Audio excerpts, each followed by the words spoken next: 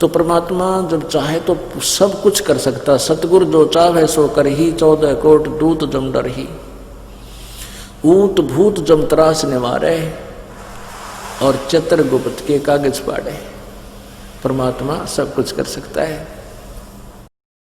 तो परमेश्वर जब आते हैं अपनी लीला बताते हैं कि परमात्मा को भूल कर ये प्राणी अपने जीवन को कैसे व्यर्थ करता है, और जब इस पर आपत्ति आती है तो भगवान को याद करता है। आपत्ति टल जाती है तो फिर गुट्टी ने याद करे, शराब याद करता है, बकवाद याद करता है, कि ताश खेलता है, कहीं सिनेमा में देखता है। तो परमात्मा क्या बताते हैं कि भाई मानुष जन्म दुर्लभ है, मानुष जन्म दुर्लभ है, ये मिले न बारंबार। तरवर से पत्ता टूट गिरे, वो बहोर न लगता डार। मानुष जन्म दुर्लभ है, ये बार बार नहीं मिलता। जिस प्रकार वृक्ष से पत्ता टूट जाए दोबारा स्थापित उस टहनी पर नहीं हो सकता, ऐसे ही आप जी जब इस परिवार से छूट जाओगे, चले जाओगे, आपका देहांत हो जाएगा, आप ऐसे भी छूट जाओगे जैसे वृक्ष से पत्ता टूट जाता है, दोबारा नहीं आ सकता। तो पुण्यात्माओं, परमात्मा ने इसके लिए क्या बताया है? पानी की जल बूंद से साज बनाया जीवे, अंदर बहुत अंदेश था, बाहर भूल गया पीव। पानी की जल बूंद से साज बनाया साच, राखन हारे राखिया जठ रगने की आंच। परमात्मा हमें क्या याद दिलाते हैं? प्रभु ये याद दिलाना चाहते हैं कि जब तू माँ के पेट में था, जब तू बालक रूप में माँ के पेट में था, उस समय तुझे चेतना थी कि मैं किस कारण से इस गर्भ वाली कैद में फंसा हूं। और उस समय आप जी को ये भी याद था कि मुझे पहले भी बहुत मानव जीवन मिले हैं। उन मानव जन्मों में मैंने परमात्मा की यथार्थ भक्ति नहीं की, सही संत मुझे मिले नहीं, और जीवन व्यर्थ करके मैं चला गया। फिर किन किन योनियों में किस प्रकार के कष्ट मैंने उठाए। तो उस माँ के पेट में भी इसको बहुत पीड़ा होती है। नीचे को सिर होता है, ऊपर को पैर होते हैं। और माता जब खट्टा मीठा खाती है, आहार करती है, नमक खाती है, तो उसका उस कच्चे बच्चे के कच्चे शरीर पर एक ऐसी चुभन होती है जिस कारण से वो मचलता है, पेट में ऐसे घूमता रहता है।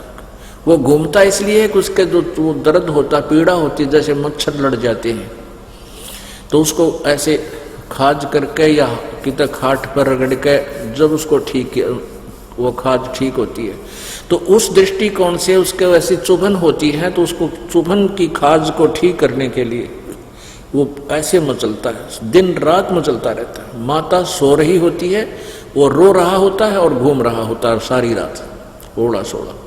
और साथ में ये भी याद करता है परमात्मा, अब के इस कैद से मुझे बाहर निकाल दो, मैं आपको कभी नहीं भूलूंगा, आपकी भक्ति करूंगा, पेट के लिए थोड़ा जो का कार्य है वो करूंगा, करते हुए भी आपको याद रखूंगा। पीछे मुझसे बहुत भूल बनी, उसको क्षमा करो प्रभु। अब वो धीरे धीरे वो दिन आ जाता है जिस दिन इसकी बंद पेट से छूटती है, बाहर आता है, और बाहर आते ही फिर इसको ये 3 इंजेक्शन लग जाते हैं। रजगुण ब्रह्मा, सतगुण विष्णु, तमगुण शिव जी की अंदर से निकल रही ये शक्ति, ये त्रिगुणमयी माया बनकर, और प्रत्येक नवजात शिशु के पेट से बाहर आते ही उसमें इंजेक्शन से लग जाते हैं। ये अचेत हो जाता है, इसको कुछ याद नहीं तू कौन था, कहाँ से आया है। ये काल भगवान की व्यवस्था है। तो उसको नए सिरे से पढ़ा जाता है, तो ये तेरा काका है, ये तेरी चाची है, ये तेरा चाचा, ये तेरा मामा, ये तेरी बुआ, ये तेरी माँ, ये तेरा पिता। तो फिर वो नए सिरे से पढ़कर फिर वो फिर उसी रंग में रंग जाता है। अब भगवान भूल जाता है। काल यही चाहता है कि जवान युवा होते शादी हो जाए, शादी होते बच्चे हो जाए, फिर जुड़ जा काल के कोलू में, सारी उम्र पेट भरने के धंधे में बर्बाद करके मनुष्य जीवन को और मृत्यु को प्राप्त हो जाए, फिर गधा बन जाए। परमात्मा आते हैं, अपनी प्यारी आत्माओं को समझाते हैं, तुम जिस क्रिया को कर रहे हो ये फाइनल नहीं है। इस क्रिया के, इस कर्म के साथ साथ आपने एक आवश्यक कार्य भुला रखा है, परमात्मा की भक्ति का। आप पे आवे हैं, आप पे भगवान की में, आप पे परमात्मा है और आप ही अपनी भक्ति के लिए अपने से अन्य भगवान बताकर आपको प्रेरित करते हैं। क्या बताते हैं? उस समर्थ की रीझ छुपाई, उस परम पिता, उस समर्थ परमात्मा ने तेरे ऊपर रीझ के यानी प्रसन्न होकर तेरे को माँ के पेट से बाहर निकाला, जब तू रो रहा था, तड़प रहा था और वचनबद्ध हो रहा था कि भगवान मैं कसम खाता हूँ आपको, आपकी भूल नहीं पड़ेगी, मैं आपकी भक्ति किया करूँगा। अरे फिर बार आते भूल गया। उसके लिए क्या बताते हैं? उस समर्थ की रीझ छुपाई, इब कुल कुटुंब से राता, गर्भ के अंदर वचन भरे थे, कहाँ गई वो बाता। कितने प्यार थे। कहते हैं तब तू ये दिक्कत न बेटा बेटी कार को ठीक भगवान दिखाई ना देता। तो क्या बताते हैं कि उस समर्थ की रीझ छुपाई, जिस परमात्मा ने प्रसन्न होकर तेरे को सकुशल माँ के गर्भ से बाहर निकाल दिया, उसको भूल कर तू भी एक दूसरे पर आश्रित हो गया है। मेरा बेटा ऐसा है, मेरा बेटी ऐसी है, इतने कमाई करती है, फलाना करती है, और भूल गया भगवान को।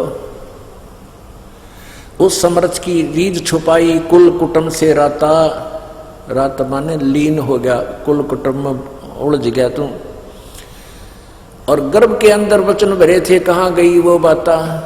जैसे कोई किसी को अपने प्यारे मित्र, बहन, भाई, सहेली को बताता है ना, अच्छा भूल गया उन बातों ने, देख याद कर दे, उस दिन क्या कहा था तुम, उस दिन क्या कह रहा था, ये भूल गया। तो यानी उसको वो वस्तु याद दिलाने के लिए, उसको मोल्ड करने के लिए परमात्मा, जैसे वचन कहे जाते हैं, परमात्मा प्रत्येक वाणी का प्रयोग कर रहा है। जैसे अपने आत्मा परमात्मा ने इतनी मोटी वाणी बोल रही, इतना मोटा ग्रंथ बना रखा है, अपनी वाणी बोल बोल के, कबीर सागर, कबीर वाणी, लोको कबीर दो हावली है। और फिर जिन संतों को मालिक ने अपनी चेतना दी, उन साक्षात्कार कराया, उनके अंदर ज्ञान योग खोल दिया, उन महापुरुषों ने भी से मोटे मोटे ग्रंथ परमात्मा की महिमा के बना रखे हैं। इसलिए बना रखे हैं कि ना जाने कौन सी वाणी किसका चुभ जा और उसका जीवन बदल जावे, वो निकल जा काल के जालते हैं। जैसे कुएं में बाल्टी गिर जाती है, कुएं में बाल्टी डोल गिर जाता है जो पानी निकालने वाला होता है, तो उस बाल्टी को निकालने के लिए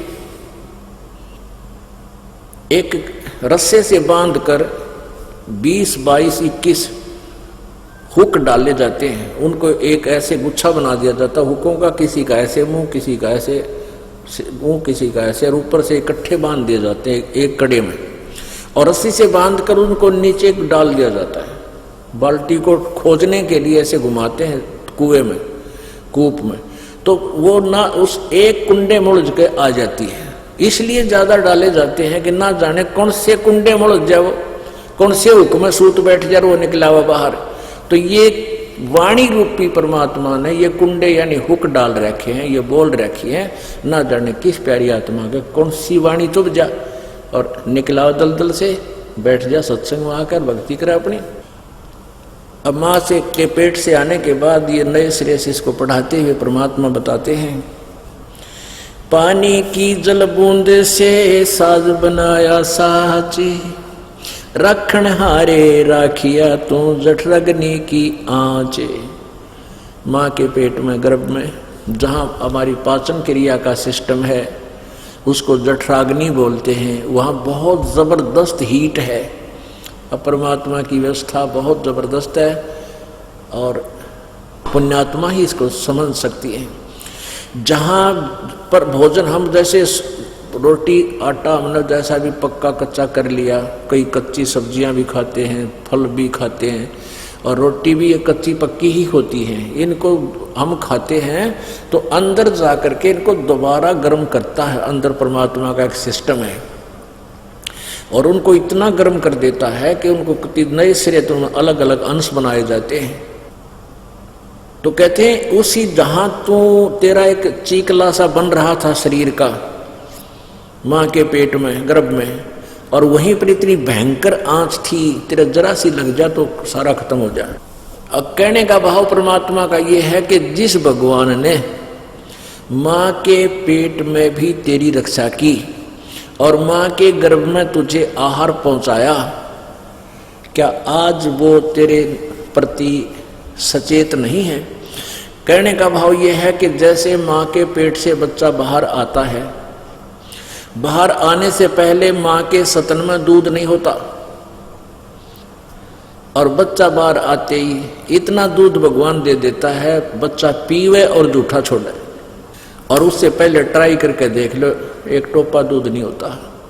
तो कहते हैं कि जब मां परमात्मा ने तेरी इतनी चिंता है मां के पेट से बाहर आने से पहले, और उसने पूरी व्यवस्था कर रखी, दूध चाहिएगा, दांत नहीं है बच्चे का दूध चाहिएगा तो दूध मां के सतन में व्यवस्था कर दी, तो क्या आज वो तुम्हारा मदद नहीं करेगा? तुम अपने में सियाने बन के चोरी करके, मिलावट करके, बकवाद करके, 1 मिनट की फुर्सत नहीं भगवान भजन की, तो इन बातों से मन हटेगा, इन बकवादों से, और समय निकलेगा भगवान से। एक समय एक माई के बच्चे ना होया करते, एक संत उनके द्वार पर आता था, माई ने काफी प्रार्थना की। एक दिन उस संत ने कहा कि माई तेरा संतान जब हो जा, भगवान सुन ले तेरी, तो पहली संतान, पहला पुत्र मुझे दे देना, मैं अपने शिष्य रूप में रख लूंगा। उसने नो चिंता थी, तू बड़ होएगा, तेरी सेवा कौन करेगा? एक बालक बचपन से रंग दूंगा उसने अपनी रंग में, वो संसारिक में ना फंसेगा। तो माई वचनबद्ध होगी कि महाराज अगर मेरे 2 पुत्र हो गए तो पहला बेटा मैं आपने दे दूंगी। पक्की बात से पक्की बात। परमात्मा की रजा हुई, पहला पुत्र हो गया और वो साल भर का हुआ, इतना दूसरा और हो गया, तीसरा और हो गया, 1-2 बेटी होगी। और उससे कई वर्ष हो गए थे शादी ने, उनका संतान ना हुई थी। तो माई को खुशी हुई भी महाराज जी का क्या वचन कर रखा है, और वो आश्रम में रहा करते थे, वहीं आश्रम था उनका गांव से बाहर। तो माई ने संदेशा दिया कि महाराज आपकी कृपा से ये पुत्र हुआ था, तो आपकी दया से 3 पुत्र हो गए और ये आपका बच्चा। ने बोला माई ने 2-1 साल और रख ले तो फिर मुझे दे दो। वो 3-4 साल का हो गया, थोड़ा सा तो महाराज को दे दिया। 2 उसके पास रह गए, 1 बेटी। अब वो लड़के को 10-12 वर्ष तक, यानी 15, 16, 17 साल का हुआ, तब तक उसने वहीं रखा, अपने आश्रम से बाहर नहीं जाने दिया, कहीं ये नकम्मे बच्चा दौरा बैठ कर बकवाद सीख ले और तुझे छोड़ कर ना भाग गया, इस दृष्टिकोण से। तो आश्रम में क्या करते थे, वो महात्मा खुद रोटी लेकर भिक्षा मांगने आता था, और आश्रम में औरतों का जाना अलाउड नहीं था। तो महाराज जी जो है खुद भिक्षा लेकर जाता था और बना खा लेते थे, लड़का बना लेता था, फिर शाना हो जाता। एक दिन उस बच्चे के, उस महात्मा जी का बुखार हो गया बहुत ज्यादा, और वो 2-3 दिन तक चल गया। जो भिक्षा ला रखी थी वह खत्म होगी। तो लड़का बोला महाराज जी आज मैं भिक्षा ले आता हूँ, आपकी आज्ञा दो। महाराज जी बोला भाई नो करिए, सीधा गली में चला जाना और बाएं मुड़ जाना, और बाएं साइड में ही जो पहला घर हो ना उसमें भिक्षा लाना, और उसमें जो मिला वापस आ जाना, और मत जाना कहीं पर। उसने आज्ञा का पालन किया, वो डोला लेकर चल पड़ा। वहां जाकर क्या देखा उसने कि जब उसने कहा कि माई भिक्षा देना, उस माई ने कहा कि जा बेटी, उसकी लड़की से, वो लड़का 18-19 साल का हो गया, वो लड़की थी 15-16, 12-13 साल की, 10-12 वर्ष की होगी। उसकी माई ने कहा कि जा बेटी बाबा जी का भिक्षा गाला। अब वो भिक्षा लेकर गई तो उसने क्या देखा कि उस लड़की की चेस्ट पे जैसे दूध ही उभर आती है बच्चे के, तो उस लड़के ने सोचा ये इस बहन के फोड़े हो गए। और उनके गुरुजी का एक दिन फोड़ा हो गया था, और वो फोड़ा बाल तोड़ था, अच्छा मोटा हो गया, और महाराज जी घना दुख हो गया था, काफी मतलब पीड़ा महसूस करते थे, रोते थे रात को। तो वो एक हफ्ते में जाके वो फोड़ा फूटा था, वो दवाई जुड़ी बांधने से। तो उसने सोचा कि ये जो गुरुजी का फोड़ा हुआ था, इस बहन के ये फोड़े हो रहे से दो। वो कहने लगा, बहन आपके ये फोड़े हैं ना, आपके फोड़ों की दवाई मेरे गुरुजी के पास है, आश्रम में आ जाना, इन फोड़ों की दवाई लगा देंगे, आपको दर्द नहीं हो रहा। अब उस लड़की ने सोचा ये बकवाद कर रहा निकम्मा ढेड़, तो वह गालियां मंड गई उसने, ढेड़ तेरा माँ कोई ना तेरा बहन कोई ना, अपनी बहन के फोड़े फुड़वा ले, नौकर वाले, वो लड़ने लगी। उस माँ ने सोचा ये क्या झगड़ा हो गया इनका। वो आई, माई ने पूछा कहाँ से आए हो महाराज जी? जी आश्रम से आया हूँ मैं। वह जानेगी क्यों, तो वे बेटा है मेरे वाला जो मैंने दान किया था। उस बेटी को पता क्यों बाहर आने नहीं दिया उसने, उस पहचानते नहीं थे एक दूसरे को, ना घर जानता था वो लड़का। तब उसने कहा महाराज जी, वो लड़की को समझाया, बेटी क्यों गाल दे रही है, तेरा भाई है। अरे इसने देखा नहीं आज तक कोई समाज, बाहर आया नहीं, महाराज जी को मैंने इसको दे रखा है, आज वो पहली बार आया है। क्या बात होगी महाराज जी, गुरु जी क्यों नहीं आए? वो बच्चा बोला, माई की बेटी गुरु जी को बुखार हो गया है इसलिए मुझे भेजा है, और उसने यही घर बताया था कि और घर से भिक्षा भी नहीं लाना है। और मैं तो इस बहन, क्या झगड़ा हो गया तुम्हारा? कि मैं तो इस बहन को कह रहा था कि मेरे गुरुजी का फोड़ा हो गया था, वो बहुत रोया करते थे, मैं इसको पूछ रहा था तेरे इन फोड़ों में दर्द नहीं होता बहन? तो मुझे गालियां देने लगी, नाराज होगी पता नहीं। तो वह माँ तो जानेगी, तो भोला भगत से इसको पता नहीं किसी वस्तु का, बहन वह दुख मानेगी कि नकम्मा आदमी बुंडा बोला है। तब उस माई ने बताया कि महाराज जी ये मेरी बेटी है और ये फोड़े नहीं हैं, इसकी हम शादी करेंगे 1, 2 साल, 4 साल में, 5 वर्ष में, और शादी के बाद फिर इसका संतान होएगी, और वो संतान के लिए इनमें परमात्मा दूध देगा उस बच्चे के लिए। ये फोड़े नहीं है, ये इसके सतन है, और इनमें दूध आओगा, संतान जो इसके बच्चे पैदा होंगे दूध पिया करेंगे इस तरह। अब कब कितने दिन में शादी करोगे? कि 2-4 वर्ष में और शादी करेंगे, और 1-2 वर्ष में फिर बालक होगा। अब वो जितना आटा उसने डाल रखा था ना लड़की ने, वह जोड़ी वही फेंक दी और चल पड़ा वापस। अब क्या सोचा उस बालक ने कि हे परमात्मा, जब माँ कद आज यह लड़की 4 साल बाद से ब्याही जाएगी, और 2 साल के बाद जिसका बच्चा होगा 6 साल हो गए, और 6 साल एडवांस भगवान ने प्रबंध कर रखा आने वाले बच्चे का, तो हमने कि आश्रम में भूखे मरण देगा, क्यों मांगते अंडे? वह बुढ़े झोली पटक दी ठाक। अब वो थैला वहां डालकर वापस गया। महाराज जी दुखी थाए, बीमार हो रहा था, कहने लगे बेटा भिक्षा नहीं लाया? महाराज जी नहीं लाया, ना लावा आज के बाद। बोला की बात होगी, किसने के कह दिया? अब महाराज जी कहा किसी ने कुछ नहीं को नहीं। जब परमात्मा इतना एडवांस व्यवस्था करता है तो हम क्यों चिंता करें, आप करेगा व्यवस्था। वो सारी कहानी बताई। वो महाराज दिन सोचा ये अच्छा निकम्मा पैदा हुआ, भूखा मरेगा और मन में मारेगा भी हो। अब वो तो मानने कोई ना, बूढ़े चला जाना, बुखार घना हो गया, अपना सब्र करा, देखी जाएगी जो होगा, कि निकम्मा हाथ लग गया। इतने में क्या हुआ कि गांव में चर्चा चल गई कि महाराज जी तो हो गए बीमार भाई, और वो लड़का है ना, वो नालायक से जोड़े ने भी थोड़ा बहुत आटा था, उसने भी यहीं डाल गया कि मैं मांगने नहीं आऊँ, पता नहीं किसने के कह दिया उसको। वो दुख मान गया, और भाई महात्मा जी भूखा है और वैसे ऊपर तो बीमार है। तो ऐसे चर्चा गांव में 2-4 ग्राम हुई, तो सब ने रोटी बनाई फटाफट। दुनसा सुना हुआ बना लग जा, मैं रोटी लेकर जाऊंगा, एक दूसरे से सलाह बनी। तो लाइन लगी रोटी ले जाने वाले की। वहां शाम वो पहुंचे ना, 10-15 कट लगातार रोटी ले जाओ। वहां आश्रम में ढेर ला दिया रोटियां का 4 बजे।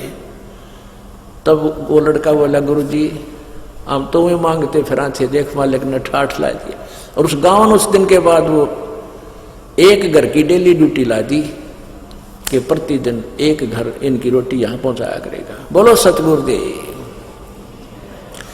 तो क्या बताते हैं, पानी की जल बूंद से ये साज बनाया साच, रखन हारे राखिया तू जठरग्नि की आंच। अष्ट चाम रग रोम सब किसने की नागूद, उदर बीच पोषण किया बिन जननी के दूध। उस परम पिता की महिमा बता रहे हैं आदरणीय गरीबदास साहिब जी कि जब तू माँ के पेट में था, माँ के पेट से बाहर आया तब तक दूध का ढूल ढेर लगा दिया तेरे लिए, लेकिन माँ के पेट में भी उसने पाला तू। उस समय ना कोई भाई था तने संभालने वाला, ना बहन थी, ना माँ थी, ना पिता था, ना कोई आहार लाने और ले जाने वाला था। कहते माँ के पेट में भी तेरी परवरिश कैसे की, उसने व्यवस्था बना दी माँ की नाभि से, और तेरी नाभि का कनेक्शन कर दिया, इंटरनल कनेक्शन, और वहां से तेरी परवरिश कर दी। उर्दमुखी जद रह था तल सिर ऊपर पाँव, राखन हारे राखिया जठरग्नि की लावे। अस्थि चाम रग रोम सब, कहते हैं उस परम पिता ने तेरे आड़ चाम नस नाड़ी दे कितनी व्यवस्थित, जहांग की आवश्यकता थी वही अंग वही व्यवस्थित वही लगा रखा। अस्थि, अस्थि माने हड्डी, हस्थि अस्थि चाम रग रोम सब किसने की न्यागूद, मांस को गुद बोलते, गुदा गुद। उदर बीच पोषण किया बिन जननी के दूध, माँ के पेट में भी तेरा परवरिश बिना दूध के की, और बाहर आया तो दूध का ढेर लगा दिया।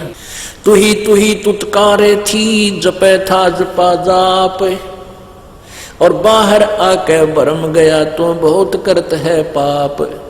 माँ के पेट में तो तू ही ये भगवान बस पक्ष बाहर निकाल दो, आपको बोलूंगा नहीं, तू ही, तेरे बिना कोई नहीं हमारा, तू ही तुतकारे थी वहां जपता जपा जाप, और बाहर आके भरम गया तन बहुत किए अब पाप।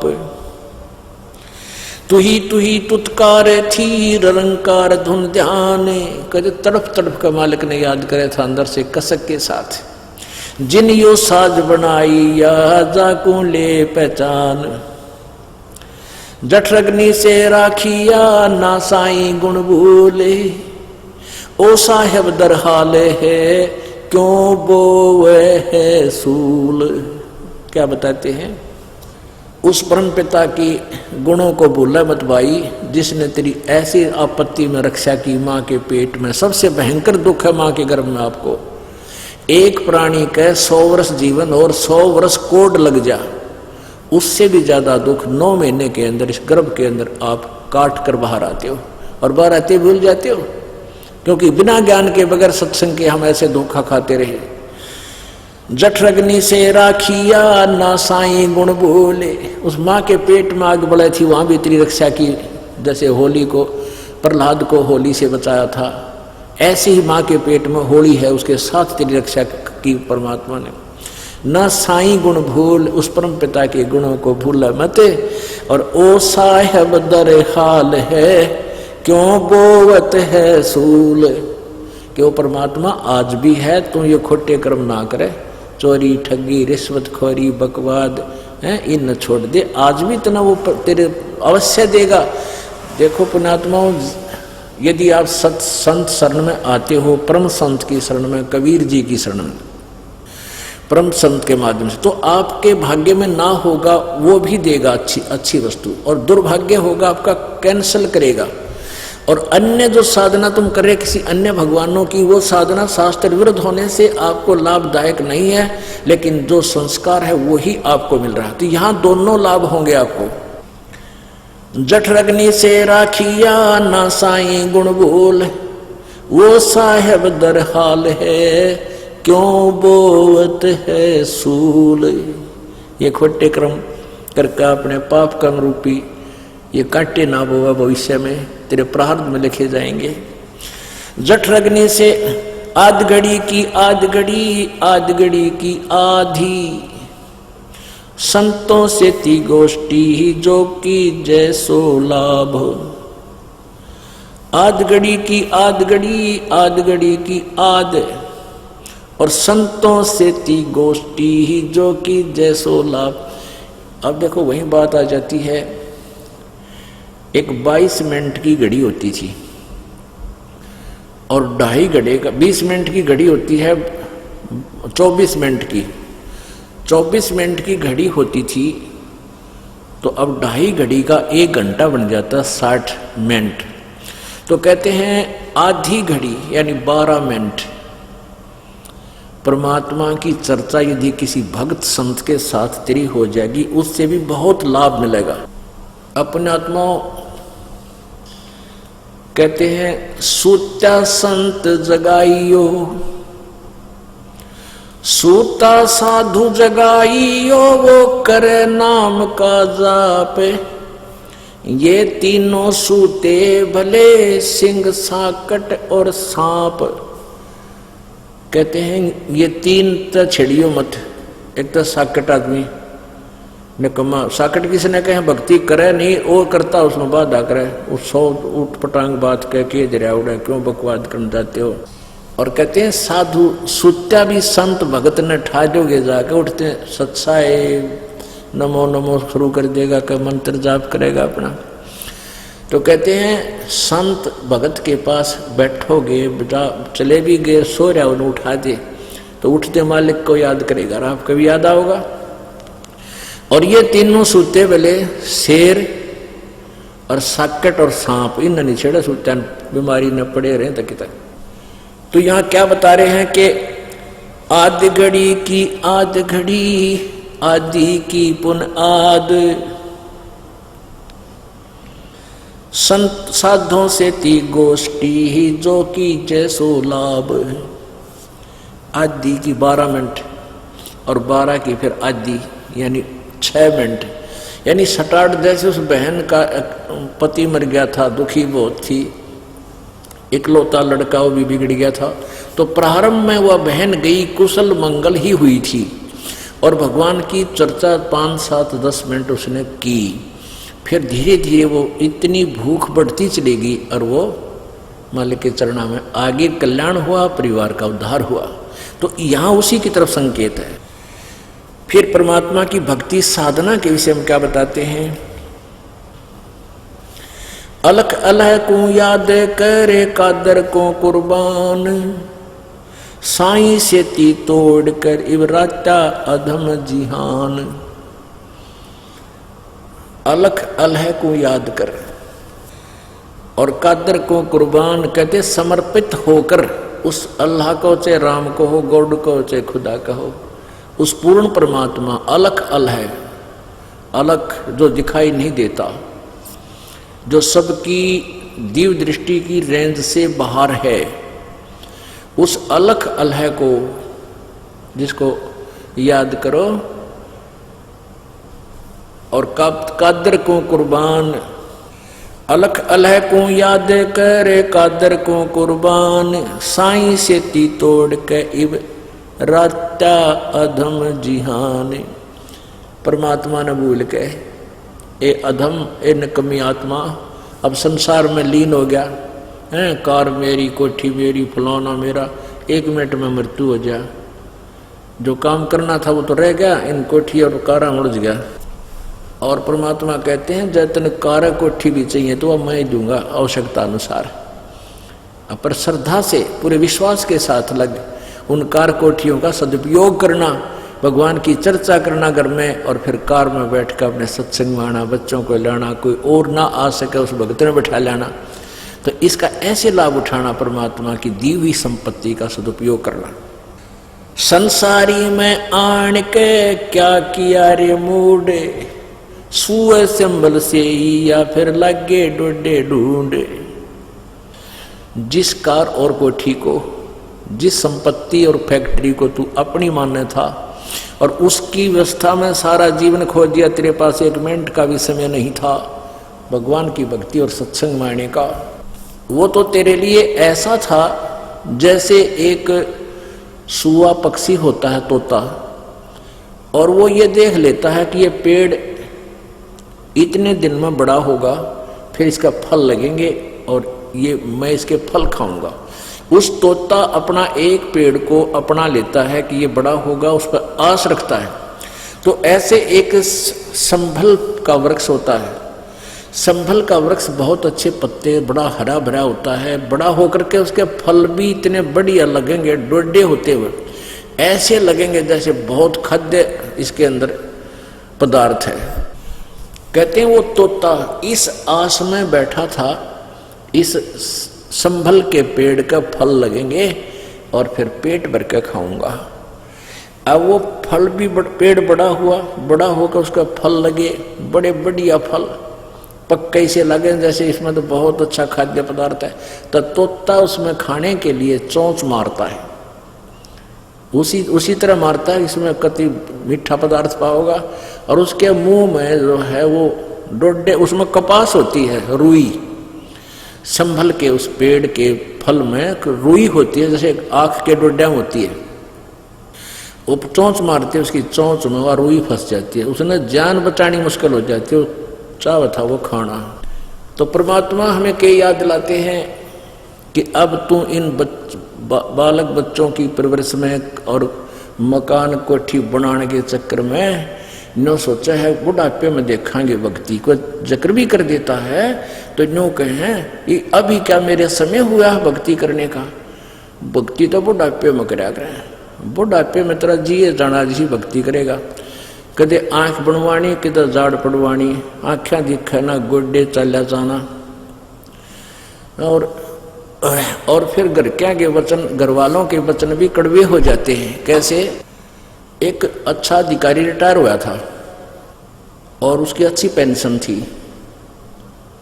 उसने उपदेश भी लिया था, दिल्ली का रहने वाला था, छोड़ छाड़ गया क्यों करके पता नहीं, काफी दिन हो गए। फिर हम तो झूठे केस में जेल चले गए थे, उसके बाद वो आया को नहीं। तो वो पहले न्यू कहा करता, जिक्र चलता ना न्यू, भाई देख लो ऐसे है, भक्ति का चर्चा चलती, न्यू बोला, न्यू कहा करता जी कति सही को हो, मैंने नो सोची थी अपना बेटों को ऐसे बनाऊंगा, अच्छी शादी करी, खूब पैसे खर्च किए, उनके लिए सारी व्यवस्था कर दी, कोठी बना दी न्यारी न्यारी, और अब ऐसे दुखी कर रहे हैं।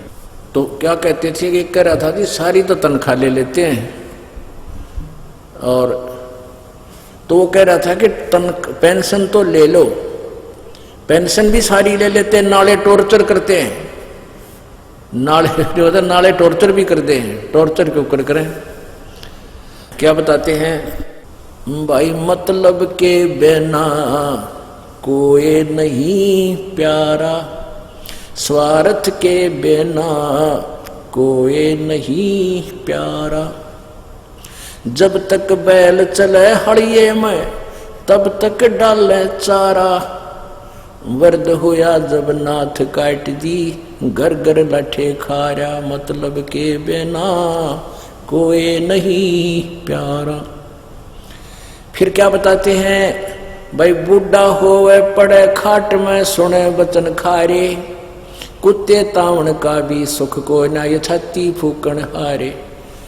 अब बूढ़ा बुढ़िया की ड्यूटी वरना गेट पर लग गया करे, कुत्ता ना बढ़ जाए घर में, और उन दिख है ना बाल है ना कि मैं बड़ो लकड़ो, उनके बेचारे के उसमें आंख भी कमजोर हो जाती हैं। तो गांव में विशेषकर व्यवस्था हमने देखी कि ऊपर लड़ाई हुआ करती घर में। अब पुत्र वधू धार दूध निकाल के भैंस का और रख जाती गर्म करना, या वैसे कि ढक ढक कर रख जाती, और बूढ़ा बुढ़िया ने कह जाती देखियो कुत्ते ना बढ़ जाए, और आप चली जाती खेत में या कोई और किसी मजदूरी काम करने के लिए आती, वापस आती तो एक दिन कुत्ता बढ़ गया और दूध सारा गिरा दिया।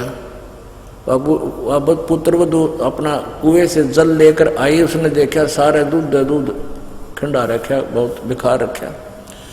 तो बूढ़ा बुढ़िया ने लागी सुनान श्लोक, कहते थारे कुत्ते तान का भी सुख को ना मेरी छाती फूक दी, तुमने देख सारा दूध खंडवा गिरवा दिया। उन्हें दिखा कौन बेचारा ने भी निकल गया धोरेगा, कुत्ता बड़ा उस्ताद हो है, खेदे ही जाया करे, इतने जान भी ना चढ़े। अब यहाँ परमात्मा बताते हैं वृद्ध हुए फिर पड़े खाट में, सुने बचन खारे, और कुत्ते ताउन का सुख कोई ना, ये छाती फूकना रे। तो पुण्यात्मा परमात्मा कहते न्यू को बुढ़ापे में देखा है भक्ति, अब बुढ़ापे में तो ऐसी भक्ति होगी तरह जिए जानेगा। तो भक्ति में लाग जा, किसी से में लग जा। मान लीजिए पहले ना दाव लग गया और वृद्ध अवस्था होगी, चलो तो समय तो चलाया गया, लेकिन हिम्मत नहीं हारे, शुरुआत कर दे भक्ति की। तो उस अब इस सत भक्ति से नेक्स्ट जीवन आपका तुरंत मानव का मिल जाएगा, पार तो नहीं हो सकोगे क्योंकि घना वृद्ध हो रहा है। और जिसके 10-5 वर्ष शेष है तो कोई बात नहीं, कहते जीना तो थोड़ा ही बला, जब सत सुमरण हो, पर लाख वर्ष का जीवना लेखे नहीं को। एक बुढ़ा हम सत्संग कर रहे थे, वो बुढ़ा पहले तो एंटी था, हमारे गांव में जाया करते घर घर, तो उस अपने पुत्र से भी वह एंटी था जो हमारा सत्संग कराता था, पाठ कराता था। दूसरे पुत्र का बैठ गया ऊपर जाकर छात पर, हुक्का पियो गरुड़। उसने सत्संग सुना, ये वचन स्पीकर लाकर हम लगा देते थे, सत्संग करते थे। अब बुढ़े ने पहले दिन सत्संग सुना, उसका सारी बात हृदय में खटक गई। दूसरे दिन फिर सुना, हम दिन में भी सत्संग करते थे, रात को भी करते थे, 3 दिन सत्संग करते थे। तीसरे दिन भोग लगाकर हम आते थे। एक दिन तो बुढ़ा नहीं आया, अगले दिन बुढ़ा जब हमने भोग लाया ना, उस दिन उससे पहले वाली शाम ने आकर रोने लग गया बैठ के मेरे पास। और जो सत्संग करा रहे थे उसकी छोरा जो लड़का उसका, उस लड़के की जो पत्नी थी, वह न्यू डर रही कि बुढ़ा बड़ा निकम्मा, हरी पता नहीं महाराज जी को के बोलेगा, ये तो इज्जत का गाहक बनेगा। हमेशा एंटी बोला करता था। और उसकी आंखों में पानी आ गया, नो बोला महाराज जी सत्संग सुना आपका, मेरा तो कलजा पाट गया। ये हमारे 2 किले थे, आज मैंने 12 किले बना दिए इनके, और सारी उम्र ने खूब पशु की तरह कमाया हूँ। और ये बात मैंने कदे सुनी है कोई जो आज आपने बताई है, और मेरी 60-65 साल की उम्र होगी, मेरा केरा होगा, मेरा के बनेगा। रोने लग गया। हमने कहा भी कोई बात नहीं, आप भक्ति करो। बोला ना ये के भक्ता बने, ये तो मैंने पहले ज्ञान हो जाता, मैं तो कभी घनी भक्ति करूँ, अपना पेट का धंधा तो करना था। अरे भी मेरी बात भी ना मानते घर वाले। मैंने कहा देखो हिम्मत ना आ रहा है, दिल डांट बुढ़ला। अब जैसे कुएं में बाल्टी पड़ती हो, और पहले 100 फुट गहरे पानी जल होते थे कुएं में, 100 फुट गहरा, 150 फुट, और उनके 150 फुट लंबे रस्से 2-3 जने पकड़ कर खींच कर ले जाया करते न इतनी दूर। एक उसने पकड़ कर पानी जब निकाला करता था। तो उस समय की बात कहते हैं कि मान ले वो डोरी छूट गई पिछले के हाथ है, वो रस्सा खींच के ले गया 100 फुट, और वो ऐसे घिसरती आती थी, क्योंकि उसमें इतना वजन होता था, बाल्टी भी इतना वजन नहीं कर पाती थी, उसको स्पीड नहीं बनाने देती थी, स्पीड लास्ट से बने थे आगे कुएं में गिरती हुई। तो मैंने उससे कहा कि मान लीजिए आपके हाथ से रस्सी छूट गई और वह कुएं में बाल्टी जान लग रही है रस्से समेत, और भाग दौड़ के लास्ट भी मिल गया, उसकी पूछड़ी भी ठा गई, तो कुछ भी ना गया, बाल्टी भी आ गई और पानी भी आ गया। तो ये भी आ पूछड़ी है, बूढ़ा कस का पकड़ ले इसने, अब तू देखना। तो उसका वह बात फिट बैठ गई, अगिया तो बनी बनाई है, तो पूछड़ी नेजू का लास्ट, रस्से का लास्ट भी ठा गया 6 इंच का, तो भी सारी बात बन गई।